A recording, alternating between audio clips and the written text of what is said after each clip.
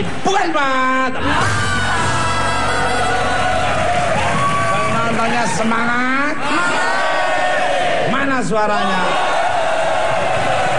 Luar biasa. Ini saya percaya kalau penontonnya pada malam hari ini sangat luar biasa. Walaupun bentuknya banyak yang aneh-aneh, tapi yang di atas semuanya saya lihat kayak orang semua. Benar. Ada tukang cendol mau ngomong. Yang gua dengar tadi hostnya bilang, wah maksudnya di sini kayak orang semua, betul? Bilang gitu ya? Tahu nggak dia titisan apa? Titisan roh sendal jepit.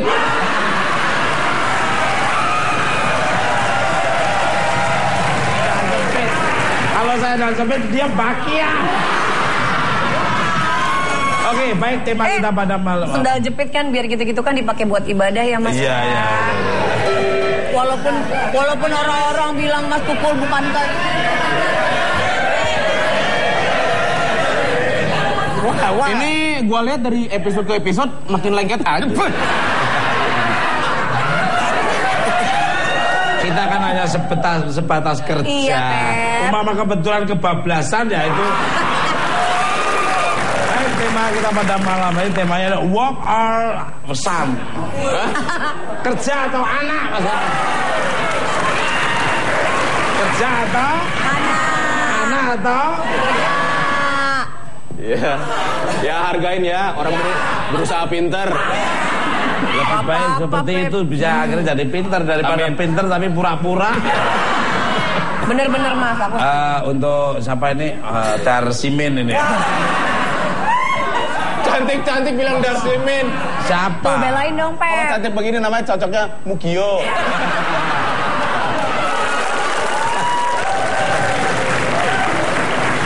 Apa saja ini dilema meninggalkan anak karena kerjaan atau bagaimana cara mengatasi ini Vega? Oh iya Mas Tukul. Kan dirimu udah punya anak momongan 2 itu. Iya Mas Tukul, ketika harus dihadapkan oleh 2 pertanyaan tadi, kerja atau anak, sebetulnya rumit banget ya Mas Tukul. Apalagi itu biasanya dialami sama ibu-ibu muda kayak aku gini ya. Kan aku masih 17-16 tahun.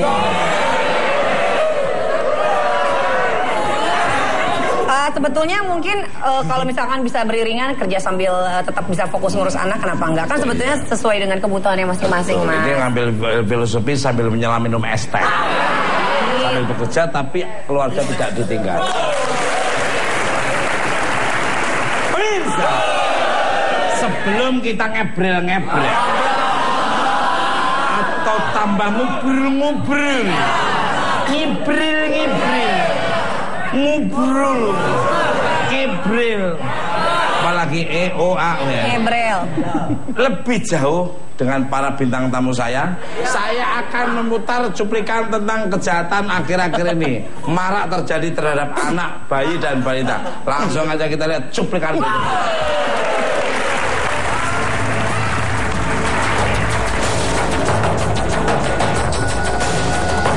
Pemirsa, pernahkah Anda menitipkan anak balita Anda ke penitipan atau pengasuh rumah tangga? Bila pernah, berhati-hatilah. Karena akhir-akhir ini marak kasus kekerasan terhadap anak yang dilakukan oleh pengasuh. Modus yang dilakukan tak hanya kekerasan, tapi juga memberikan obat tidur hingga tidak mempedulikan sang anak. Memantau anak dan pengasuhnya sangat diperlukan, karena kekerasan terkadang datang justru dari orang terdekat yang Anda percaya.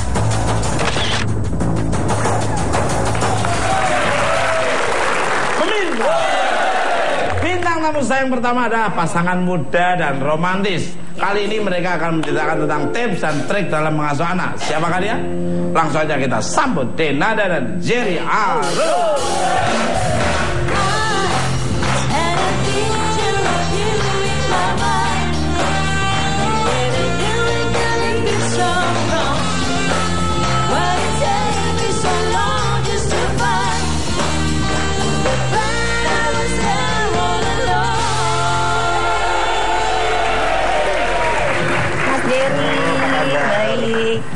Ya ampun, coba berdiri sebelahnya. Kenapa Mbak Dena? Mirip.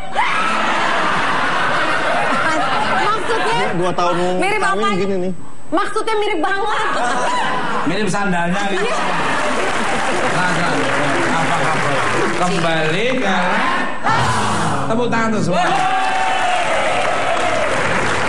Selamat malam untuk Denada dan Mas Jerry ini. Apa nih kesibukan kalian masing-masing sekarang nih, monggo? Kalau saya barusan aja meluncurkan pameran dan buku terbaru yang judulnya On White. On White. Kembali ke kalau Denada sendiri sibuk apa? Jadi gini Mas Tuyul, saya sama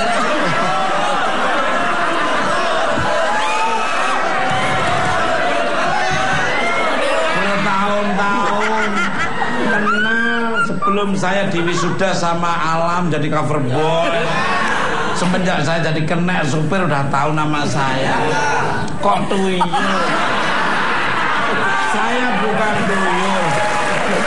apa? Saya ini bukan Tuyul. Prutul. Monggo silakan untuk Tulkiem monggo.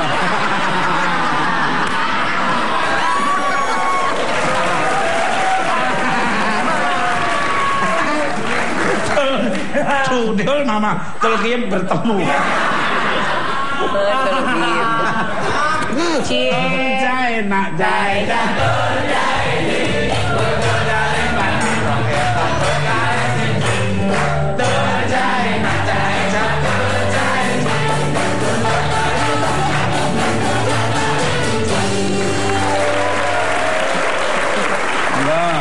Ya aku pokoknya kesibukan masih nyanyi masih Mas. Lagi mau bikin single dalam waktu dekat insya Allah. Terus Wih opo betul. Itu loh kepalamu tuh ada. Ini Ada krembiak. Mau ini dipakai untuk wayang kulit. ini tukul Mas, tunggu. Tunggu kan.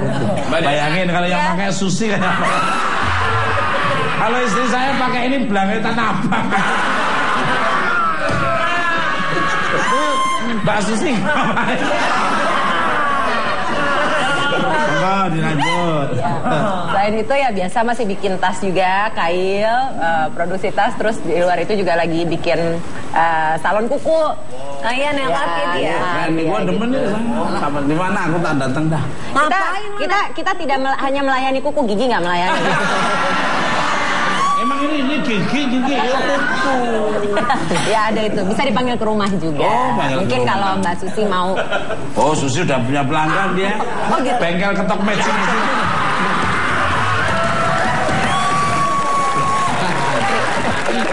Ya, Itu Mas, boleh Pepri. bertanya nggak? kalau kamu sih nggak boleh. Nggak serius. Bagian tadi Mbak Dena tidak melayani apa gigi? Iya. Itu bukan gigi. Apa dong? Pagar kelurahan.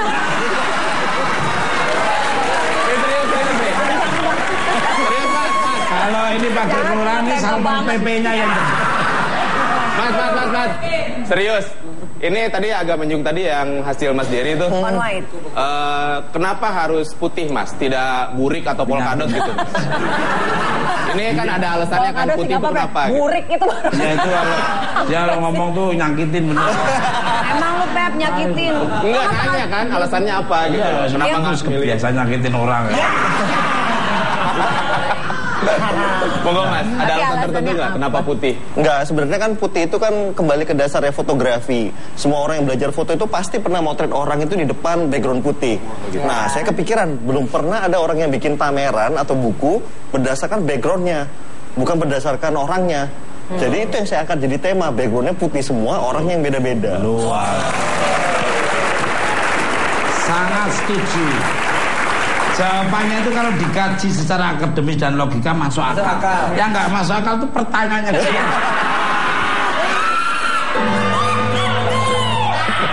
Pemirsa, berdasarkan tema kita malam kali ini, kalau kalian sendiri lebih memilih kerja atau anak nih, monggo dari Mas Jerry dan Mbak Dina.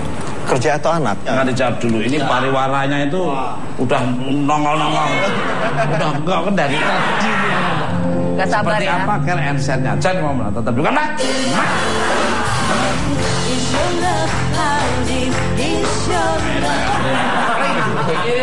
Kamu lambing-lambingnya kecilnya, cara berpakai senyumnya juga subhanallah. Wes sopo iki?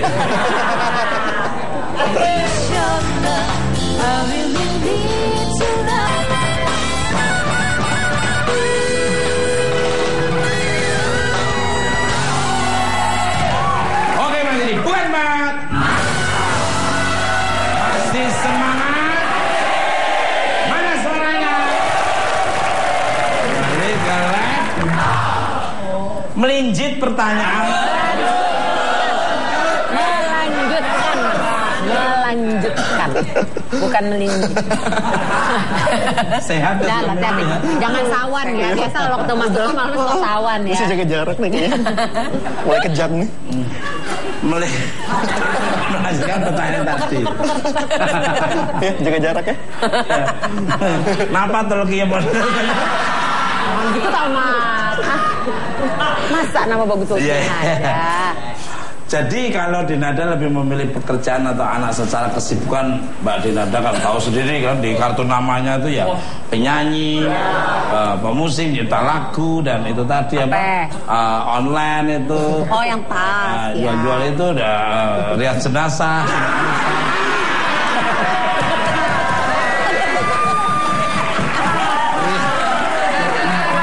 Terima pompa air.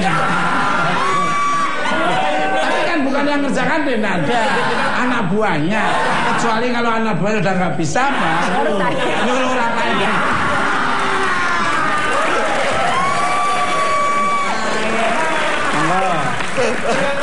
Mbak Dina benar lihat jenazah juga. Nanti katanya buat masuk ada diskon khusus Mas. Aduh, Kang Cendol. Itu sebetulnya kepala itu adukannya cendol. Aku jelas pilih anak dong, udah pasti. Jadi ya kalau disuruh pilih, kalau ini kan prioritas sudah pastilah dalam hidup tuh udah ya Tuhan pasti udah di atas segala-galanya. Setelah itu keluarga ya itulah suami, anak, ibu, keluarga, baru pekerjaan yang lain-lain. Itu sangat setuju dengan Mbak Dina. Saya juga punya prinsip seperti itu. Kalau anak istri senang, pasti suami senang. Tapi kalau suami senang, belum tentu anak istri. Iya benar. Makanya kalau ada anak istri sudah senang, makanya suami harus senang.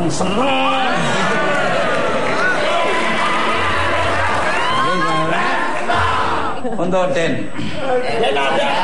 Yang itu awalannya dulu Den dan Mas Jerry.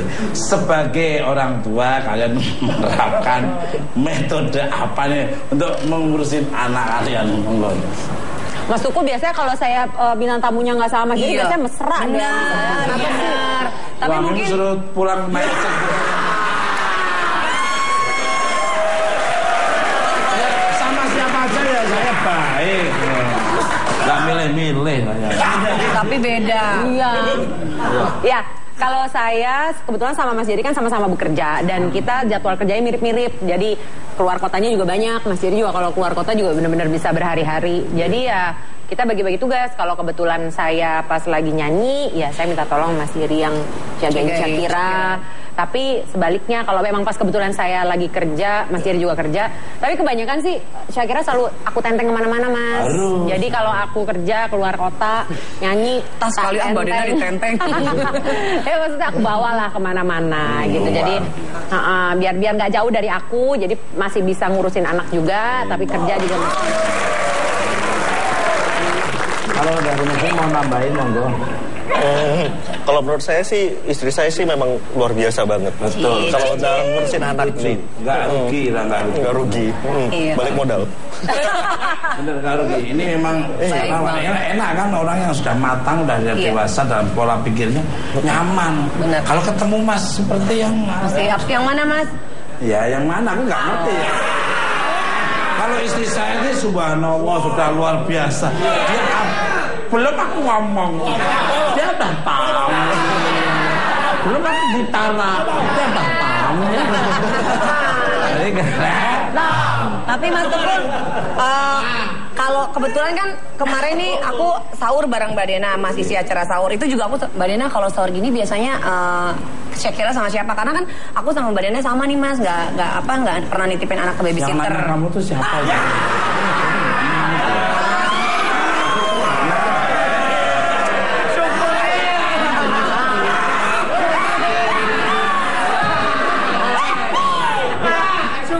Mas mau cerita. Sekali kalau ditanya baru bisa cerita. Mau nanya, maksudnya sama Mas. Yaudah nggak jadi dah. Punya ini. Wajah kepada kebalik.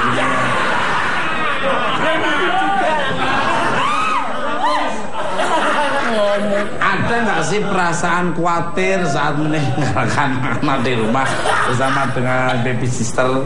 Karena sekarang kan banyak sekali. Karena sekarang sekali. Kencang banget. Banyak gaya banget sih Tarjo, ini bintang tamu dari tadi. Karena sekarang banyak sekali kasus yang terjadi seperti kekerasan pada anak, penculikan. Aduh. Ini kebetulan udah insaf di penculik-penculiknya.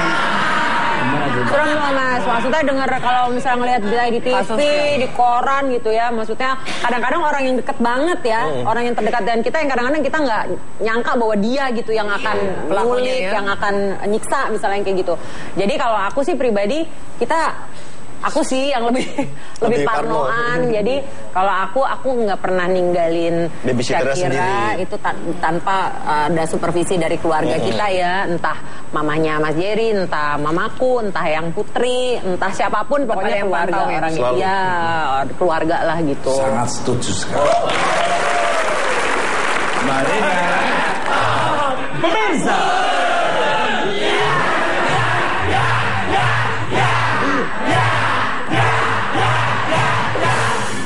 Jalangkung. Bintang tamu saya saat ini ada seorang wanita sangat cantik jelita. Yang sangat mengerti dan memahami permasalahan pada anak. Siapa dia? Langsung aja kita sambut Tara The Top.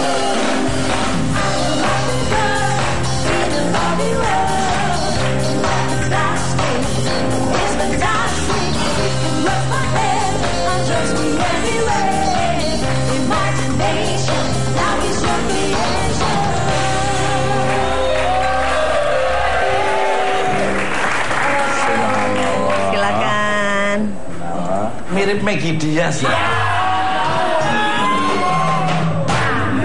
Alah semuanya dibilang. Pukulamu tuh kayak nggak enak kan? Kami rambing-rambingnya kecilnya, cara berpakai senyumnya juga subhanallah. Sopo iki. Aduh, sopo kuwi? Mari gale. Iki Mbak Tara Arwana. Good evening, how are you today? You look so pretty woman. Biasa aja kali ngomongnya. Inggrisnya Inggris British. Saya belajar Inggrisnya sama kudanya Kit Middleton deh. Lu ngapain belajar sama kudanya? Sama pangerannya. Ya, kudanya aja sih, kuda Inggris aja mau bekernya aja pakai bahasa Inggris ya. Wow. Very spare.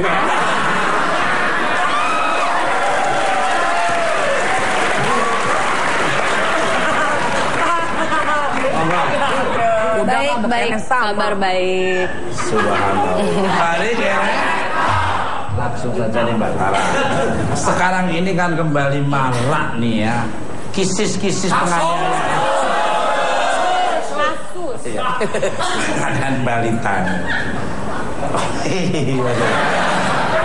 Ketawanya gak loading lagi Bang.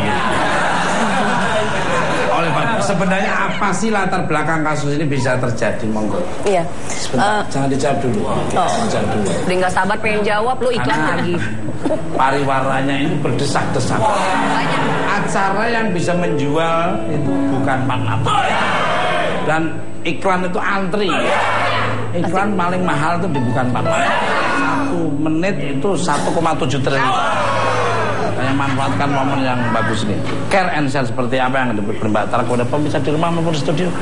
Jangan kemana-mana. Semangat!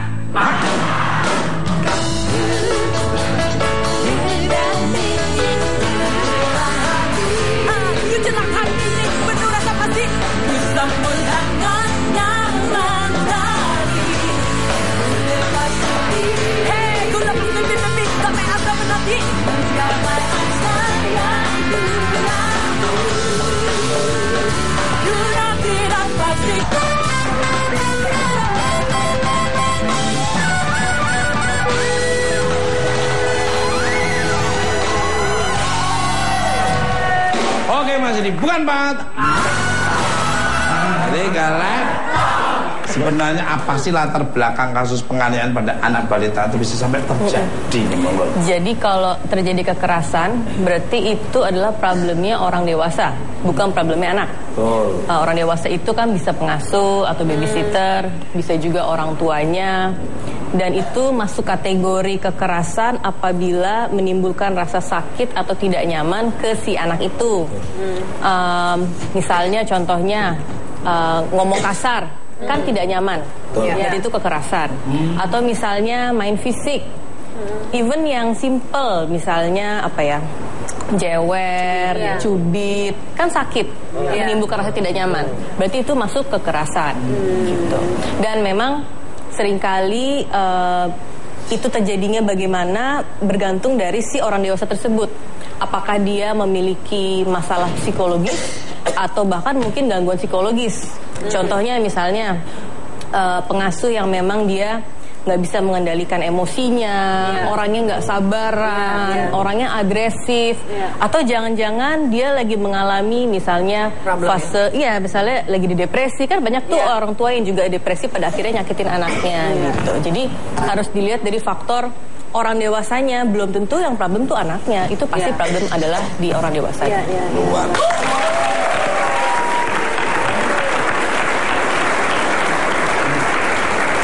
Ini hampir sama terjadi ke waktu kecilnya dia.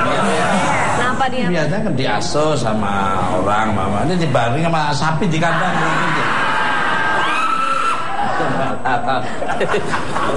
Biasanya kan anak-anak itu takut. Silakan, ini properti 2 tahun.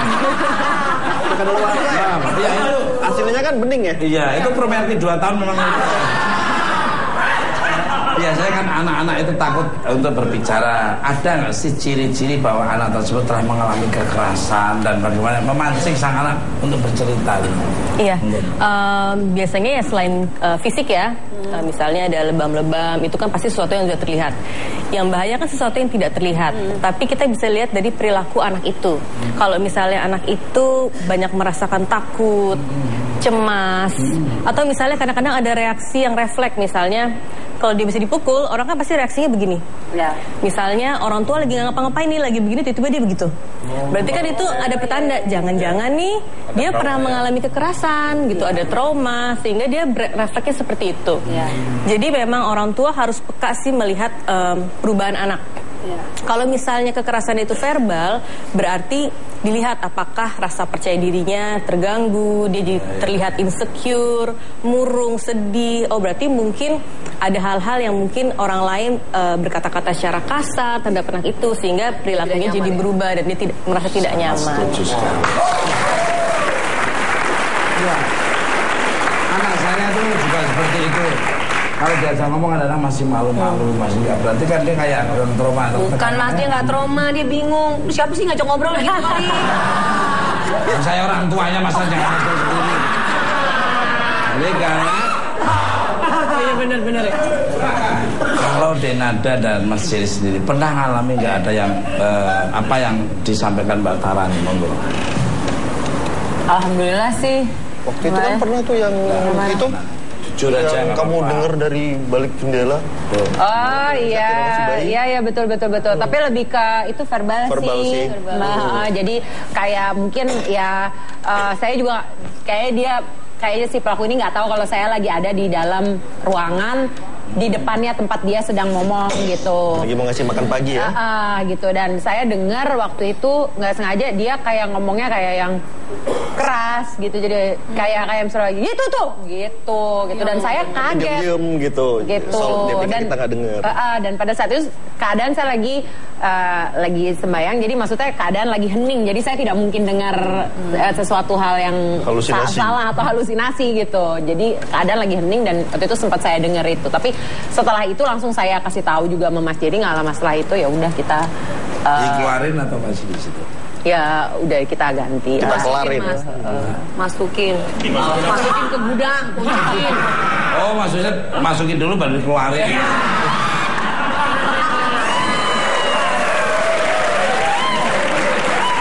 Bukan penyimpanan tadi. Menyimpan harus di situ. Nah baru pas selesai perlu balik ya kan? Mas, aku boleh tanya nggak ke Mbak Tara ya? Itu aku pernah baca artikel, jadi anak sendiri itu bisa terkena trauma kalau mendengar kata-kata yang keras atau mungkin orang tuanya berteriak ke anak katanya, Mbak. Itu betul nggak? Karena kan berkata keras menimbulkan rasa tidak nyaman, shock, kaget. Apalagi kalau kata-kata keras itu biasanya ditujuin ke dia. Bayangin nggak ditujuin ke dia aja, anak kaget. Misalnya, omen sini, gitu. Iya, orang tua berantem deh. Pakai omen. Orang kocret gini. Lu ngapain aja? Udah gua bilangin Sret, jangan main di comberan lagi. Kocretnya nggak main comberan, orang tuanya yang main. Ngajarin. Gimana Mbak Tara? Jadi orang tua berantem aja, itu anak kan takut. Misalnya orang tua teriak, pasti kan terkaget-kaget. Sebenarnya nggak usah ngeliat jauh ke situ deh. Kita aja deh kalau misalnya ada orang berantem di tengah jalan, kita kan takut kan? Gimana kalau ntar saya diserang juga? Apa jangan-jangan gimana gitu kan? Apalagi anak-anak gitu. Sehingga nada keras itu kalau sering terjadi, apalagi ditujuin ke dia, pasti dia akan shock dan akan trauma. Dan mungkin nanti ada orang lain yang ngomong keras, dia berasanya ditujuin ke dia juga. Gitu. Bahaya ya. Setuju. Ini pernah saya alami waktu saya datang pertama kali di Jakarta, namanya orang desa, orang kampung, naik kereta aja, kereta pasir, saya penyambung-nyambung sampai nunggu sampai di Jakarta. Ya tadi orang kan teriakan para kena itu kencang-kencang, blam. Kok lagi itu teriak. Jadi kalau ada orang kenceng itu kayaknya kok kesannya kayak ada orang marah. Grogol. Dan blam. Dan terbawa Kadong.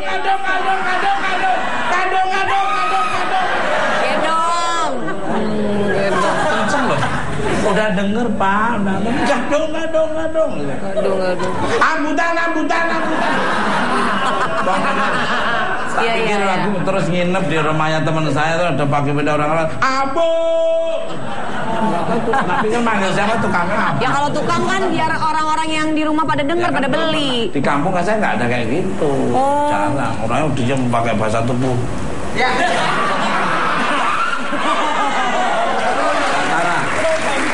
Dari kasus yang pernah Mbak tangani, dampak kekerasan yang paling merisaukan orang tua itu seperti apa?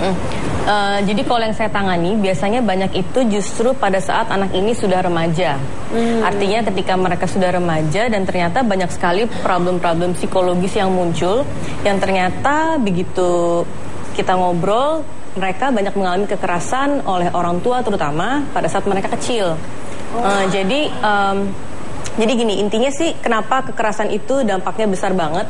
Karena kan anak kecil itu kan punya kebutuhan dasar psikologis, yaitu merasa aman dan nyaman. Dan orang yang bisa memberikan rasa aman dan nyaman itu kan pasti orang yang lebih dewasa, artinya orang tuanya. Dengan cara apa? Dengan cara kasih sayang, dengan cara dipedulikan, pokoknya di care, kasih cinta gitu. Nah kalau orang yang diharapkan bisa memberikan rasa nyaman itu ternyata malah menyakiti, kebayang dong berarti anak ini akan merasa insecure, merasa hidupnya dan dunianya itu sangat tidak aman dan nyaman. Dan pada akhirnya nanti problemnya akan banyak sekali. Dari mulai masalah emosi, misalnya dia jadi depresi, kecemasan, kemudian juga bisa jadi tidak bisa percaya sama orang lain. Karena orang yang harus dipercaya orang tua nggak bisa dipercaya, gitu kan. Nantinya efeknya kemana? Nanti dia akan punya hubungan interpersonal relationship yang akhirnya jadi berantakan dengan orang lain. Kemudian juga problem-problem behavior. Misalnya nanti remaja itu jadi gampang lebih beresiko melakukan kenakalan remaja. Ya misalnya kaitan sayang juga ya. Iya, efeknya panjang sekali dan sangat berbeda-beda. Tapi yang pasti dampaknya ya udah pasti negatif gitu. Luar sangat setuju. Orang yang harusnya dipercaya malah membuat ketidaknyaman hati dan pikiran dia. Apalagi orang lain. Akhirnya mereka kemerdekaannya terlampas, kesenangan dia terlampas, akhirnya melakukan hal yang tidak inginkan dirinya. Iya. Ada nih Mas, anak tetanggaku. Jadi kamu punya tetangga juga? ada Mas. Jadi anaknya tuh mungkin karena selama ini dia udah capek kali ya dititipin sama pembantu di rumah. Jadi orang tuanya ditanya, Mama, kalau Mama nitipin emas, berlian, surat-surat rumah, Mama percaya nggak kalau dititipin ke pembantu? Terus ibu jawab, Mama nggak akan percaya dong sayang dititipin pembantu. Kalau aku lebih berharga dari emas nggak? Iya dong, kamu lebih berharga. Kenapa aku dititipin sama pembantu? Katanya. Cewek apa cowok itu?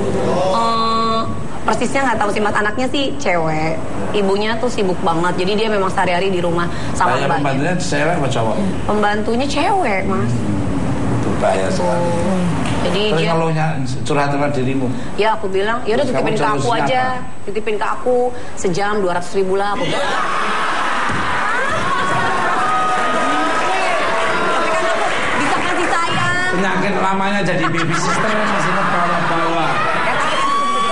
Bagi-bagi pekerjaan orang lain toh gak. Kamu kan udah menguntungkan diri dari baby sister. Udah derajatmu diangkat. Itu pekerjaan dari orang lain balik lagi. Oh ya udah deh, nggak jadi. Balik lah. Pemirsa, kiring lengkip. Kurang lengkap rasanya bila kita tidak mendengar suara merdu dari bintang tamu saya sangat luar biasa. Beri tepuk pramuka yang beri tepuk tangan yang berantuk Denada.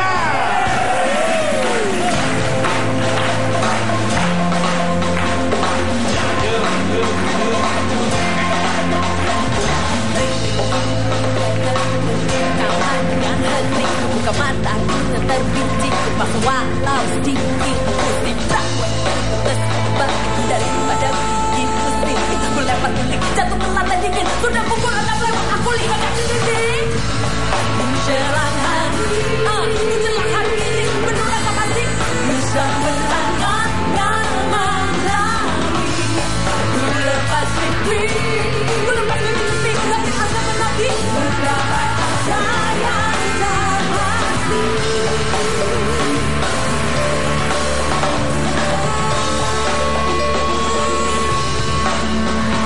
Buka jendela kamarku, biar mentari pagi bertamu. Mati hijau burung, bukanlah ku hirup udara pagi yang bercanda bikinku happy. Setiap menjalani semua yang tak terjadi, tugas-tugas pentingku hari ini. Menjelang hari ini penuh rasa pasti bisa menghangatnya mentari. Lepas mimpi, ku lepas mimpi, gapai asa menanti, gapai asa yang menanti. Sudah tidak pasti ku raih.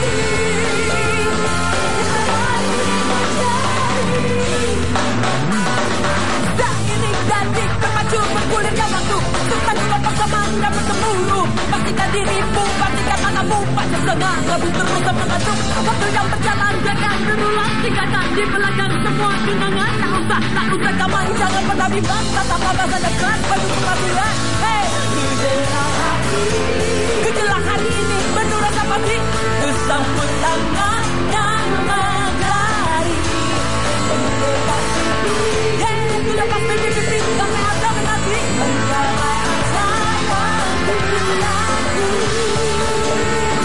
Mudah-mudahan pasti ku raih. Yang telah ini ku cari. Menjelang hari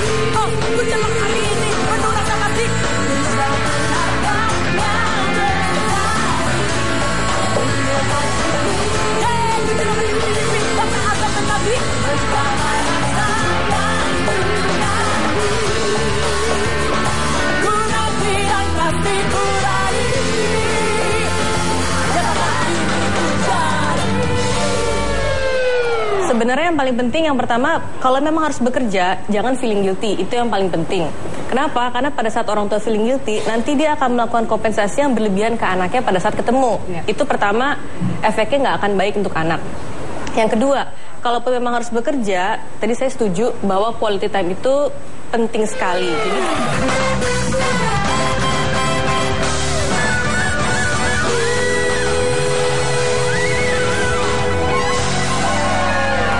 Oke Mas Yedi, poin banget. Bila kekerasan pada anak sudah terjadi, ada nggak sih perbedaan peran antara ayah dan ibu untuk menolong anak tersebut, Mbak? sebenarnya nggak ada sih bedanya. Karena tujuannya orang tua itu pasti sama, membuat anak nyaman. Jadi kalau misalnya anak itu pernah terjadi kekerasan, yang terutama yang bukan terjadi oleh orang tua ya, maka dua-duanya harus sama, saling peluk, kasih mereka support gitu. Tapi kalau itu terjadi sama, maksudnya yang melakukan kekerasan itu adalah orang tua, misalnya yang satunya, berarti yang satunya itu harus mengingatkan, nggak bisa enggak gitu. Tapi usahakan tuh tidak menciptakan, misalnya tuh kan memang papa tuh kayak gitu, papa tuh orangnya tuh jahat, papa tuh kasar. Karena anak itu akan jadi ada preferensi nanti gitu. Misalnya, oh berarti saya maunya sama ibu aja, nggak mau sama papahnya gitu. Justru pasangan itu harus saling mengingatkan supaya sama-sama disukai oleh anak gitu. Jadi bukannya anak itu nanti yang memilih, karena tujuannya kan sebenarnya sama.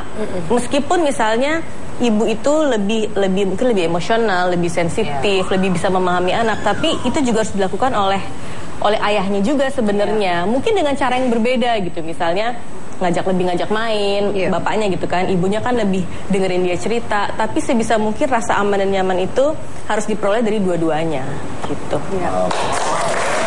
Kalau seumpama ada yang seperti ini nih Mbak, ada yang seperti ini nih, kalau kamu minta aja sama ayahmu, kan anaknya bantah, ayah kan udah ngasih uang ke mama, masa saya harus minta ke ayah lagi gitu, kayak gitu. Itu dari panggilan.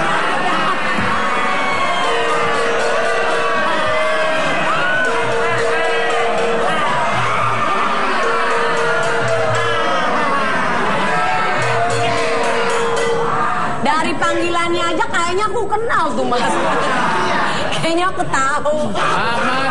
Mas, kalau yang minta barang-barang mahal terus minta ke saya. Ya Kan mama duitnya ayah kan udah dikasih ke mama, sampai anak bantah gitu. mungkin Mas, istri Mas Tukul tahu. Oh, istri saya ini kan bukan ngomongnya ada contoh. Ada contoh. Saya ini baik-baik aja. Lagi mana tuh Mbak? Sebenarnya malah yang paling sering terjadi nanti jadi lempar-lemparan. Tanya aja sama mama, ntar begitu sampai ke mamanya tanya aja sama papa, ntar balik lagi. Kalau saya nggak lempar-lemparan. Jadi ya udah, yuk sini, ya udah ambil, ya.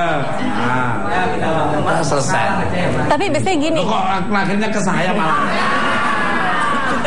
Kayak gini, kenapa biasanya orang tua lempar-lemparan? Karena nggak ada orang tua yang pengen dinilai buruk sama anaknya. Kalau misalnya dia nggak ngasih kan, nanti kesannya aku mama yang nggak baik, biar papanya aja deh yang ngomong. Gitu kan? Juga berarti. Iya gitu. Jadi sebenarnya mungkin ada rasa feeling guilty dari orang tua itu sehingga saling melempar. Padahal sebenarnya kalau misalnya memang tidak boleh, ya harus bilang tidak boleh. Tapi kasih tahu penjelasannya kenapa tidak boleh, sehingga anak juga nggak akan melihat orang tuanya buruk. Gitu. Siapapun itu. Dan memang harus satu suara juga ya, satu suara. Kan kalau ibunya bilang enggak terus kalau ke papa jadi boleh. bilang boleh. Ya, itu tadi nanti jadinya milih-milih, kalau gitu maunya sama mama terus deh, soalnya lebih enak. Gitu. Benar. Tapi alhamdulillah lancar-lancar aja. Iya Mas. Kan Mas Tukul kan? Mas Tukul. Tapi pernah saya bilang, udah pegang duit belum? Dia tak kasih bapak. Enggak, udah. Terlalu bilang sudah. Alhamdulillah anak saya itu mata keranjang kayak mereka. Balik karena for all my kids, semua bilang bang. Ada nggak nih pesan-pesan yang ingin disampaikan untuk orang tua yang bekerja dan meninggalkan anak mereka? Silakan dari Mbak Dinada, Mas Jerry dan Mbak Tara. Ke kameranya Mas Kukuh juga. Kalau dari aku sih banyak kenal juga orang-orang yang misalnya karena sibuk sekali bekerja sampai akhirnya harus benar-benar jadi lepas banget koneksi sama anaknya, jadi pengasuhannya juga jadi kayak nggak ikut campur gitu, terus jadi akhirnya melewatkan masa-masa pertumbuhan anak. Kalau aku sih ngelihatnya anak itu istilahnya umur 1,5 tahun atau umur 2 tahun itu hanya terjadi sekali dalam hidupnya dia gitu. Jadi hal yang paling menyenangkan itu adalah kalau kita bisa terus ada di situ ya insya Allah ya, dan benar-benar melewati dan menikmati dan mengikuti masa-masa itu karena itu tidak akan terulang lagi kan.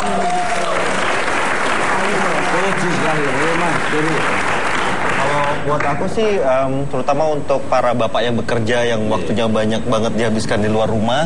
Kenapa ngerasa? Iya Mas. Ya, bapak loh, bukan kakek. Bapak nanti kan akan jadi kakek. Nah, ya jadinya yang patut diutamakan itu adalah kualitas dari pertemuannya. Jadi walaupun waktunya nggak terlalu banyak, tapi betul-betul atensinya penuh dan betul-betul 100% untuk anaknya.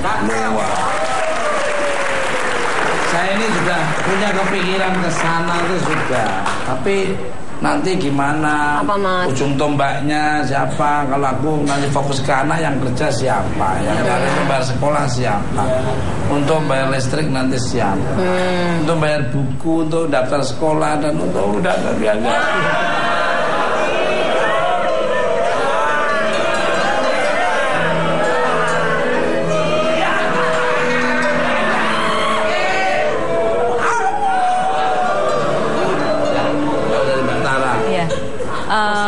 Karena sebenarnya mungkin untuk sebagian besar orang tua itu jadi pilihan yang sulit antara memilih antara bekerja sama anak. Karena memang dua-duanya butuh gitu. Nggak mungkin juga nggak kerja karena kan harus dapat duit juga gitu kan. Sebenarnya yang paling penting yang pertama, kalau memang harus bekerja, jangan feeling guilty. Itu yang paling penting. Kenapa? Karena pada saat orang tua feeling guilty, nanti dia akan melakukan kompensasi yang berlebihan ke anaknya pada saat ketemu. Itu pertama, efeknya nggak akan baik untuk anak. Yang kedua, kalaupun memang harus bekerja, tadi saya setuju bahwa quality time itu penting sekali. Jadi bayangin udah jarang ketemu, kalau sekalinya ketemu terus kerjanya dimarahin, kasihan anaknya gitu. Karena biasanya gini, begitu orang tua kerja, dia stres di kerjaan, kebawalah sampai rumah. Jadi kalau anaknya nggak nurut, otomatis jadi dimarahin. Nah itu yang usahakan untuk betul-betul tidak dilakukan. Karena begitu orang tua di rumah kan anak berharap supaya disayang. Kalau ternyata malah dikritik, malah dimarahin, ya anak semakin akan attachmentnya malah jauh, dan kedepannya untuk tumbuh kembangnya juga sangat tidak baik. Gitu.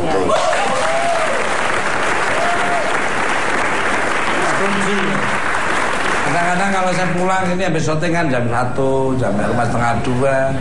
Paling cuma nengok anak, kan lagi tidur sama istri saya, langsung saya usap kepalanya, saya ciumin anaknya, baru setelah itu lihat istrinya, terus nemuin giginya. Kok istrinya dilewati? Dilewati ya? Bukan juga dong harusnya. Pemirsa, ada pepatah mengatakan kebahagiaan itu sederhana. Cukup melihat anak Anda tersenyum atau melihat orang tua tersenyum, jadi teruslah memupuk cinta di antaranya. Terima kasih untuk seluruh bintang tamu saya, Mbak Dinanda, Jerry Arum, dan Tara Tur. Dan terima kasih untuk pemirsa di rumah maupun studio. Saya hanya Jas Kidding, Jas Pulau, tidak ada motivasi keberancekan. Dan kalau ada kata-kata yang kurang, mohon maaf. Ambil contoh yang berguna, yang kurang, dan ada contoh bukan kata, senam cara berkemat untuk berkemat. Mantap. Lihat kami di layar kaca 5 kali dalam seminggu.